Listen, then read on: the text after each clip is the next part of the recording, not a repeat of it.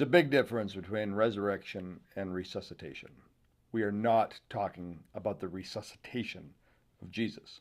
We're talking about his resurrection, his life after death. Now, there's a number of different myths that people sometimes use to explain away the resurrection or discount it. One is commonly known as the swoon theory, which suggests Jesus never actually died on the cross, but merely went comatose or passed out.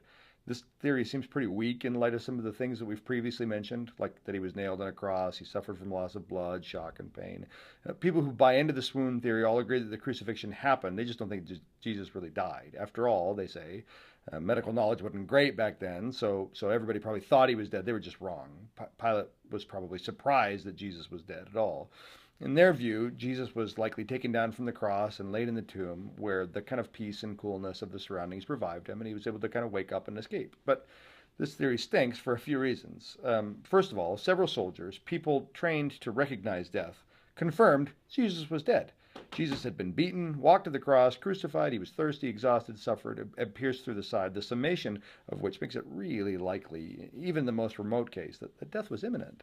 Jesus was laid in the tomb for 2 nights, and he wouldn't have had the strength to get out of all the grave clothes, all the spices and the gluey stuff together, and walk 7 miles on wounded feet to the disciples' home. Yet when he appeared to the disciples after his resurrection, the scripture tells us that he was radiating and whole. Another one of the prevalent theories is the theory of theft, which claims that the disciples likely stole Jesus' body. There are, again, a couple reasons why this theory stinks, most notably the guards outside of the tomb and the difficulty in moving the stone in front of the tomb. Soldiers don't have any reason to lie, and the disciples could never have gotten past the security. Now, some will look at Matthew 28:12, where it records that the priests bribed the soldiers to lie. And they'll say that the soldiers that had fallen asleep. But if the soldiers had fallen asleep, then how would they know that the disciples stole the body? I mean, if you're asleep, you can't be awake, and you can't really witness anything if you're sleeping. According to Roman law, those soldiers would have been killed for falling asleep on the job. Yet there's no record of them being punished, which, if they wanted to disprove the resurrection of Jesus, they would have been punished, and they would have been recorded as being punished. And also, if the soldiers were sleeping, how did 20 men trying to move a stone not wake them up? It doesn't make any sense. Now, another theory that's been mentioned is the theory of hallucination, which claims that all of Christ's post-resurrection appearances were really only supposed appearances. Yet the basic laws of psychology tell us that hallucinations are linked to an individual's subconscious. Groups of people have never hallucinated the same thing. Hallucination almost always stems from something a person wants to believe. Yet the disciples were made to believe in the resurrected Jesus despite their unbelief.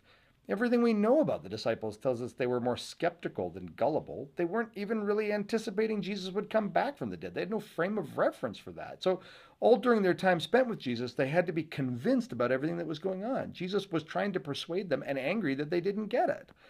One last theory is the theory of the wrong tomb, where the first two women to come to see Jesus after the resurrection get the address wrong and show up at a different rock, and everyone else is taken there as well. Now, in this view, the angel that they see at the tomb is actually a gardener wearing a bedsheet or something, and he tried to tell them that they had the wrong address, but they wouldn't listen.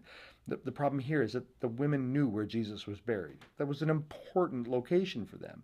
And even if they did go to the wrong tomb and said that Jesus had risen, the religious leaders would have then gone back to the right tomb, cracked it open, and produced the body. Problem solved. Even if everybody went to the wrong place, Joseph of Arimathea would have gone to the right place because it was his tomb.